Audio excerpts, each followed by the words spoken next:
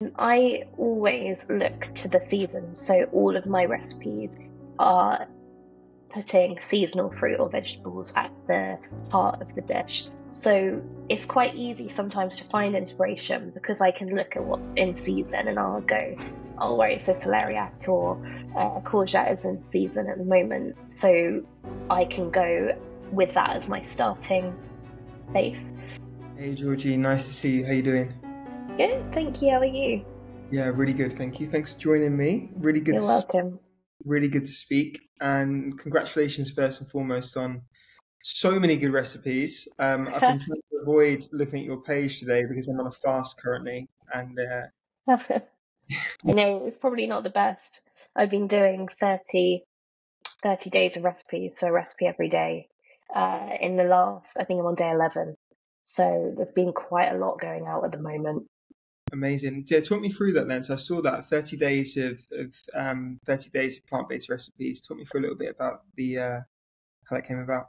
Yeah, so it's going to be, so they're all dinner recipes. And basically, I just felt like I hadn't been sharing as much as I would like to. So I thought I would do a little bit of a challenge to do 30, mostly to help me to make my editing and filming a lot quicker, which it has done. So sometimes it's good to do a bulk of recipes to learn how to really churn them out with still making sure that they're good quality.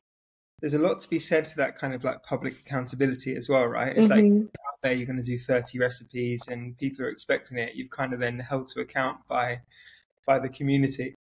100%. And I actually feel like I had pretty much 10 filmed before I started. And now I'm really running low, so I've really got to get on filming again. But it's good for me to force me to do it. And also, I can only really do 2 a day, but doing this has been able to make me do 3 a day. So that's like a big improvement in productivity. So it's been really good for me. Good, yeah. Yeah. I guess thinking about that, 3 recipes a day, it's a lot. How do you, at this point, you've been growing the page for a while, there's a ton of recipes on there. How do you keep things kind of fresh and interesting? Where do you look to for inspiration? Well, sometimes I won't lie, sometimes you do lack inspiration, but actually in this 30 days, I've been pretty good. It's been quite a inspiring time for me. Maybe because I have to think of them, which is quite a good way to do it for me.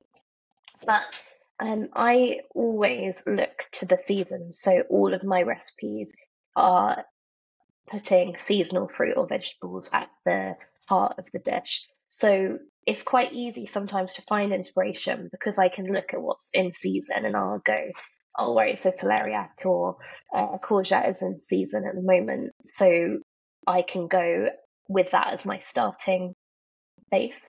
But that is really helpful. I do wonder how some content creators and recipe developers just pluck things out of thin air when they don't have such a niche. I feel like it must be so difficult. Yeah, for sure. And I think to your point, it's like the longer you're doing it as well, you almost feel like you don't want to repeat yourself. You want to keep things fresh and interesting for people that are following. I know. I think, I've got over 1,000 posts on my Instagram, and they're definitely not all recipes, especially towards when I first started. There was more photos of my dinner and things like that, and I went from doing that to doing more recipe development for my Instagram. But there's a lot of recipes on there. That is a lot. Yeah. I wanted to go down this path of seasonality with you, but just first and foremost, how did you kind of get started? Because I think this is always something people, they say, how did you start? How did you, when they see you've managed to build an audience and a community, people are always so interested in how you got started. So yeah, I'd love to hear about how it kind of started for you. So when I started, and I think that it was 2018, I'm pretty sure 2018, I was just about to start, or I had started my nutrition degree. It must have been actually 2016. And then I just started using it with no intention of it being a job or to bring me any income at all. I literally just started posting pictures of my dinner or like inspiration for myself. And then it very quickly became that I was starting to create my own recipes and I was getting quite passionate about it.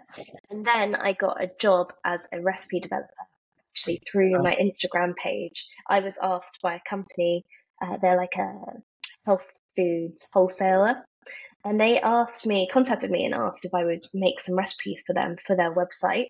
And at the time, I was really excited about the whole thing, but also quite nervous because I had to pitch my fee. I had to do this I'd never done professionally before. I'd only ever done it for myself and for my Instagram page. But we did it. I'm a big believer in fake it until you make it.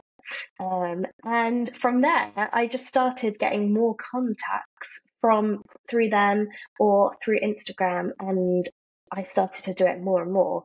And then I could market myself as a recipe developer because I had some professional work under my belt. At the same time, I was doing more recipes on my Instagram, and I also started my website. And that's where I would post the recipe, and then I would put a picture of it on my Instagram and say to go over to my website. And my website started to grow because I was using Pinterest to market it and to bring people to it. And that really was my passion for a long time, my website. And then my Instagram became larger, so I could put more time in there. But I still run my website and my Instagram, and more recently my TikTok, which is doing really well at the moment, actually. But I hope that answers your question. I literally just started pulling pictures of my dinner, and it really just started to grow from there. And obviously, I've developed personally as a cook, and I had worked in kitchens and things like that when I was doing my Instagram as well to try and learn some more techniques. I think it's the big takeaway from that. I think is you've just got to get started. I think you hear people say, Yeah. "I'd love to do this" or "I'd love to do this," and really, it's we can get stuck in this kind of trap of thinking that it has to be perfect. We have to be, we have to have all of these different courses under our belt or whatever. It's a case of just putting out that first piece out there, not worrying too much about how great it is, and just building from there. Yeah, and also, I don't think that you have to have your concept fully thought when you started doing it. When I first started my Instagram, it was less about seasonality and more about just sort of healthy food. Yeah. And then my passion began to grow for seasonality. And also when I started my Instagram, I wasn't a vegan, I was a vegetarian. So that's sort of transitioned through that. And now that's my big niche, the seasonal vegan dishes.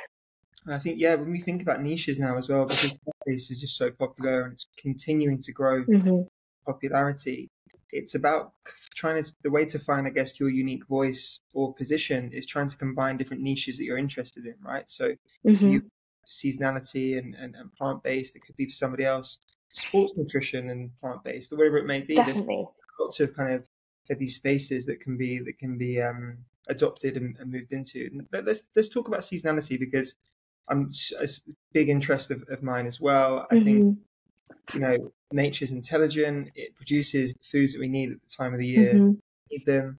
It's a great way for people to reconnect to where their food comes from, to understand that not all foods are available all year round. How did you come to be interested in it? And tell us a little bit about it for those that maybe don't understand what seasonality is. So seasonality is basically eating with the season. So eating the fruit and vegetables that are in season at that particular point in time. For example, you'll eat maybe red peppers, courgettes and aubergines in the summertime, and in the wintertime you'll be eating more parsnips, celeriac, turnips, swedes type thing. So that's basically what seasonality is, just being aware of what's in season and trying to plan your meals in tune with the seasons. So I think what really got me into seasonality was that when I started to learn more about sustainability, it was something big that you can implement quite easily, that can help your diet to become more sustainable. I don't necessarily think everyone needs to become a vegan. Maybe everyone could reduce their meat and dairy products, but something really easy to do is to try and eat seasonally to reduce your environmental impact. For example, asparagus, when it's in season, is pretty low impact, but if you're eating asparagus outside of the season, it can have a higher impact than a steak. Wow. Yeah, I think it's Yeah, this interconnected, right? We yeah. talk about yeah, we seldom think about it just because we have year-round availability. One of the ways that Hmm. I actually became interested in it was starting to have the organic veg boxes delivered, Oh, and yeah, they're great. it forces you out of your comfort zone. Mm, What on earth do I do with a Swede? I've got no idea. And you have to go yeah, online, find out what to do with it. And I think this is a really yeah, good way to try and come back into that. And for people that live in different countries around the world, you're going to have different foods that are in season in those times. And I think yeah, in absolutely. countries where plant-based is still developing, I think in the UK is reasonably far ahead, as is the US. But in developing countries where the plant-based Hmm. food movement, shall we say, isn't as progressed, there's a Hmm. lot to educate people on these kind of seasonal and sustainable foods. I Hmm. think like adopting plant-based diets, it really opens your mind up to all the different kind of foods that are available that maybe we didn't always eat. Oh, definitely. I think when you do adopt a plant-based diet, you are forced almost to be more creative and to try out more vegetables, more fruits, more plant-based foods that maybe you wouldn't have tried before. I do think having a veg box, if you can get them where you are, is a great way to experiment with different fruits and vegetables and to start learning about what's in season. They're Absolutely, really good. absolutely. Yeah. Is there any particular foods that you've worked with since you've been working in this area that you perhaps didn't know a lot about before, or perhaps you've had to really go away and think about how to incorporate it into recipes? Yeah. I mean, even actually, I was just in Lisbon last week and there was things like fruit and vegetables there in the market that I had never seen before. So Mm. that's quite exciting. We actually bought some of them. One of them was called a chow chow. It's apparently between an apple and a pear, but savory. So sometimes it's really exciting for me to be able to go and experiment with other things when I'm in different countries. But over here, actually, the first time or one of the times I used to get a veg box, there was a kohlrabi in the veg box. And that's something that I don't cook much with, partly because I think they're quite hard to get hold of. But uh, if you look online, pretty much like all of the recipes are just like kohlrabi slaw. And there's like not much else, there's not much other choice, which is really exciting for me because it makes me really have to like experiment and really think. Yeah, amazing. And then Yeah. we mentioned obviously the interest was in seasonality was sparked by an interest in sustainability. It's a Mm, word that gets thrown around a lot. It's a word that, and for good reason, we're we're obviously happy that it's being spoken about and being mhm. discussed. It is, but what does sustainability mean to you, and how did you come to kind of start to learn more about it? So sustainability, to me, I think that it can be very individual for every person. But I really just believe that it's you doing your best to reduce your environmental impact, whether that is literally just going away and reading about it, or maybe taking the a bike to work instead of the car one day. Literally, it can be anything that you can do that you're comfortable with to reduce your environmental impact. But it's just being conscious about it. Hmm. And you know what? I think that it was a lot of reading, a lot of people inspiring me on social media, which is where I became really interested in sustainability. It's just going out and just learning about it. I think you have to be a little bit careful in terms of the stats. I mean, I know that there's a lot of different stats out there, and nobody's actually really sure about, for example, how much being a vegan reduces your environmental impact, or how much not having a car does. So I think if you focus less on the stats and more about what you can do yourself, yeah. Yeah, I think it's way more nuanced than just applying kind of arbitrary statistics to suit whatever agenda Hmm. is being pushed, right? I think there's Yeah. very often these figures can be manipulated and they could be positioned in a Hmm. way that makes them kind of be interpreted different than perhaps the Hmm. reality would suggest. What are some of the things that you do personally? I mean, you obviously mentioned the things like with things with transport. Obviously, food is a massive one. I think at the Yeah. moment it's it's at the forefront, and people are okay. I want to do so. I want to take action. I want to do something. What are some of the things that you think about doing? So I think apart from reducing meat and dairy, which is proven to reduce your environmental impact, although we're not particularly sure by how much, it definitely does. I think just be a bit more conscious about what you're eating, and if you are eating meat, maybe about where you're buying it from. But Mm, other things that aren't food related that I implement in my everyday life is making sure that I'm recycling properly. So making sure that I know actually what can go in the recycling bin and that everything in there is clean and it's dry, which is, I think, a lot of people don't yeah, realize that it has to be clean and dry. Um, Maybe reducing my plastic, because plastic can be actually quite difficult to recycle. So, is there maybe another option or another brand that you could use that uses less plastic or uses maybe cardboard um, or aluminium instead? Uh, I think there's other things, trying to use more sustainable energy at home. mm, Um, that's not something that I have much control over at the moment. But sure. when I do move into a bigger house, maybe using air source heat pump instead of gas or instead of electricity. And one thing that is actually that a lot of people don't realize is to try and move to a more ethical bank. So a lot of banks will invest your money into fossil fuels, but you can get banks that will invest your money into more sustainable energy. So I'm with Starling, and I really, really like them. It's a And really it's good. literally, yeah, it's something that you can do reasonably easily because they all have those use switch programs that make switching really easily, make switching really easy. But it can actually have quite a big impact. And it's just more about putting your money where your mouth is type thing. Sure. I And think then, oh, sorry, go. so. I was going to say that when we think about these seemingly small actions and individual actions, we don't realize it as a collective that's how change happens, right? And when it comes to Yeah. money, literally, it's a vote. Every time we go out and we buy something, we're voting for the kind Hmm. of world we want to live in, and collectively, we have that power to change things by directing our money in the right place, but also Exactly. storing your money in the right place as well. Yeah. Giving these banks' ability to invest as well. Yeah, it's definitely something to think about, and like I say, it's quite an easy one to do.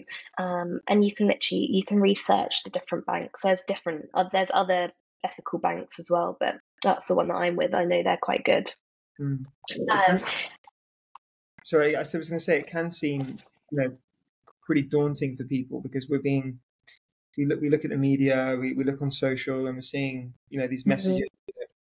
We're heading towards uh, you know a planet that's going to at some point be insufficient to meet the needs that we're placing on it at this moment. We have to make changes, but on an individual level, it can seem really challenging. And I always come back to food. I just think it's a decision that we make 3 times a day. It's not just mhm. about plant-based, as you said, but can we incorporate more sustainable foods, which typically are plants?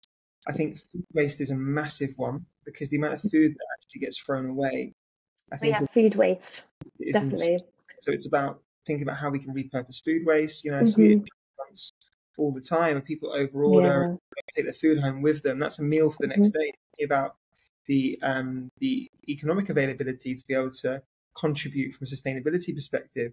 That's a Hmm. huge money saving. You're taking home your the food that maybe you didn't eat, or saving on the food that doesn't get consumed at home as well. It's a massive one.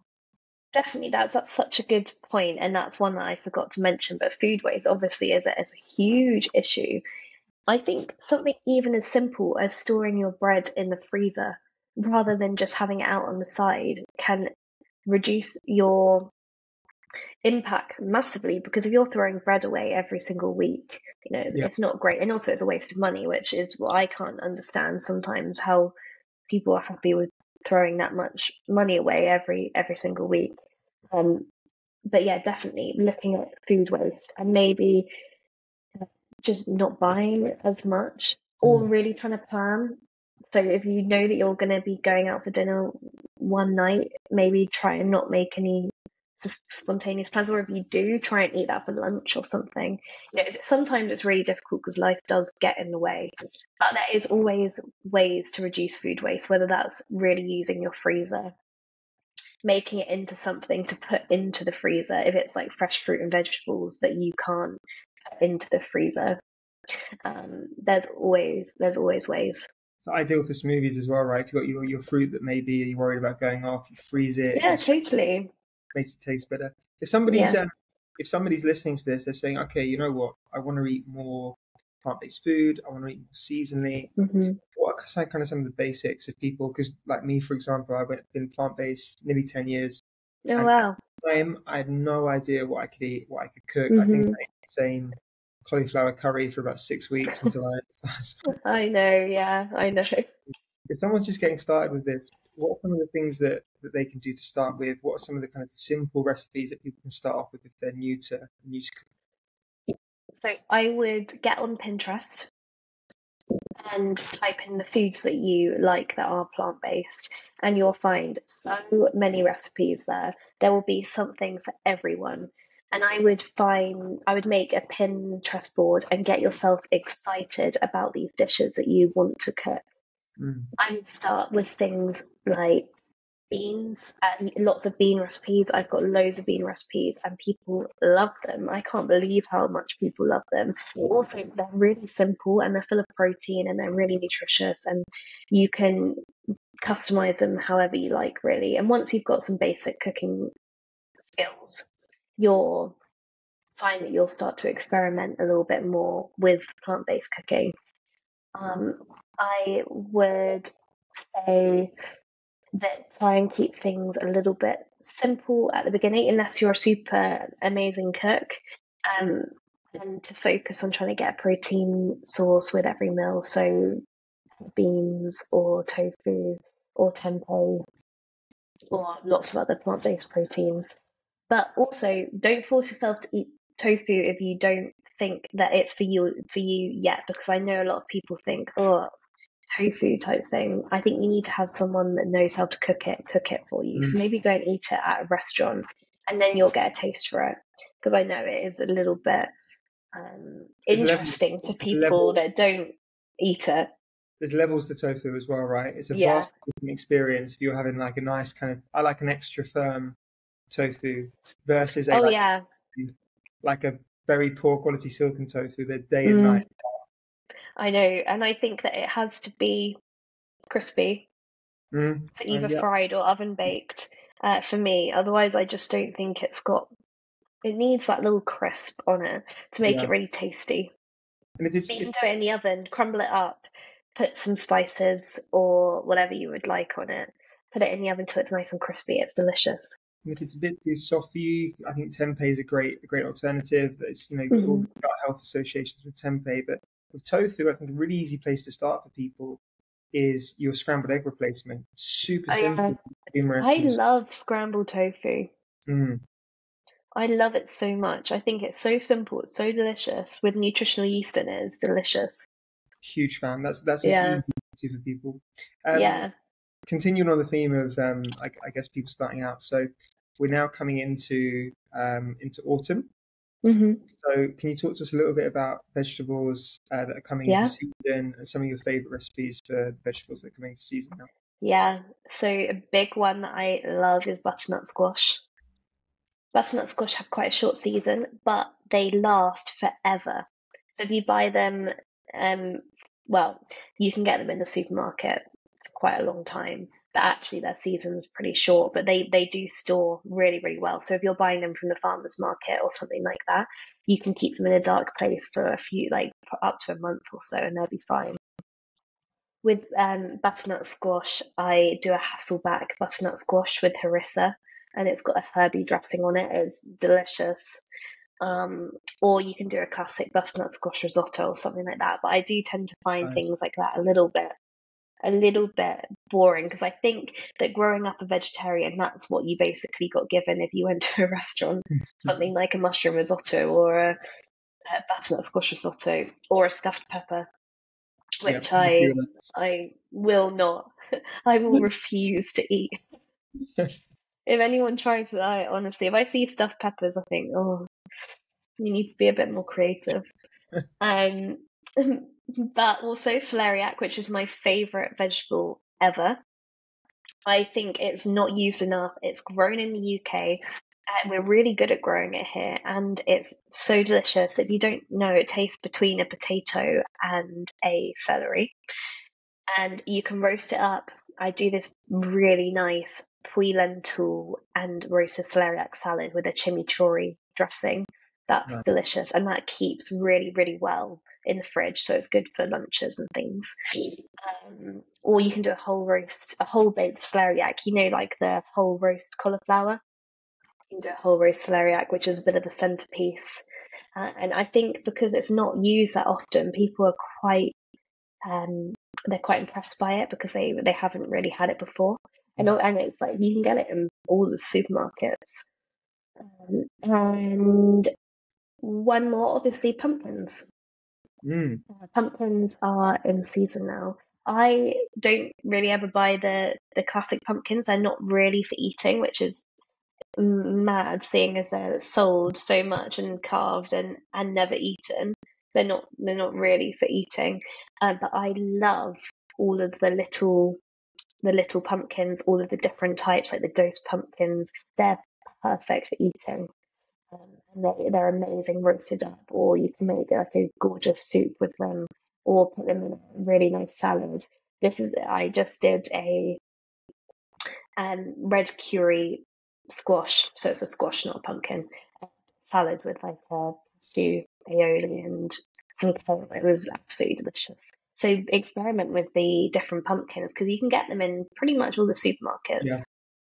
Mm. Yeah, and even to the point of if you have access to it, there's always, especially in the UK, I'm here in Dubai, and there's always access to farmers markets and different places you Yeah. can shop around. And this is a really nice way to connect with food, to go and look for, to your point, find out what's in season where you are, go out, look for it, touch it, like see it, research online what you can do with it. And I think one of the things that would really help is to start to turn cooking into an experience again. I think we've become so disconnected with our food, where we just get used to ordering or going out or fast food or microwave meals or whatever.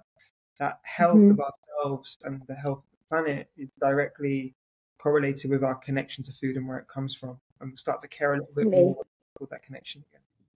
I think maybe we don't realize it, but we're so used to having convenience in terms of we can get every single ingredient we want at any time. And really, that's not normal. A lot of countries, you can't do that. There's a lot of countries are a lot better at selling and eating seasonally than we are here in the UK. I have a really great website if you are interested in eating more seasonally, called Eat the Seasons, and they have every single month by season of what's good in the UK. Amazing. Fruit and vegetables, and they even do herbs, and I think they even do meat on there as well. But that's really great. If you can do it, you can just screenshot them on your phone, or if you like had a little shopping list, you could just put them in there. Great. Yeah, it's a great really, really good It's idea. really, really good. It's the best one I've found. And do you have anything coming up soon that you're particularly excited about? Anything that you're working on? Anything that you'd like to share? Well, I mean, fingers crossed, I would love to do a book. So it's in talks at the moment. But Okay. we shall see. I don't think I can say much more than that. But yeah, that's the next step for me. And just Cool. keeping on doing what I'm doing, and because I absolutely love it. Amazing. Yeah, please do. Yeah, Do. It's yeah. probably not been the best day to speak to you during a fast because talking about chimichurri and celeriac and all these amazing foods is yeah, it's definitely testing the fasting limits. Yeah, how long have you got left? I've got 12 hours left. Oh my 12. goodness. Okay. And what Yeah, time is it there? with fasting, I try to do 36 hours once a month, just Okay. liquid, and it just gives digestive system a reset. Mhm. Good for kind of like mental clarity, good for Mhm. understanding the connection to food. So you Right. recognize these fasts where perhaps you would reach for food where you're not hungry, that it's a Mhm. coping mechanism or it's a out of boredom or it's purely out of taste, which is all fine. But it's just being Mhm. aware of a heightened sense of awareness in your relationship to food, which I think we can sometimes forget, particularly working in food, right? You and I both work in food, we're around Yeah. food all the time, and Mhm. it's yeah, we can come sometimes forget the yeah what it means. Yeah. So what meal will you be breaking your fast with? So I always try and break fast with kind of water soluble foods. Okay. So typically that's a smoothie, that's fruit. Right. Probably tomorrow will be coconut, watermelon, Mhm. these kind of foods. I think is good just to ease back in. It's the worst thing you can do, Mhm. like you've been fasting and then put some like heavy, oily, fried kind of food Yeah. back in your stomach. Goes, what on earth is going on? Yeah. I bet. 100%. Thank you so much for speaking to me. If people want to You're find, so if welcome. they don't already follow and would like to, and you mentioned the website as well, I'd love to be able to Mhm. people that way. So can you tell us where to yeah, where to follow along? Of course. So on Instagram and TikTok, I'm at Georgie Eats, and my website is georgieeats.co.uk. Amazing, and we'll link it all into the show Yeah. notes. And Yeah. look forward to the book. Oh, fingers crossed, Fingers crossed. hopefully. Fingers crossed. Well, it's lovely to speak to you. You too. Thank you so much.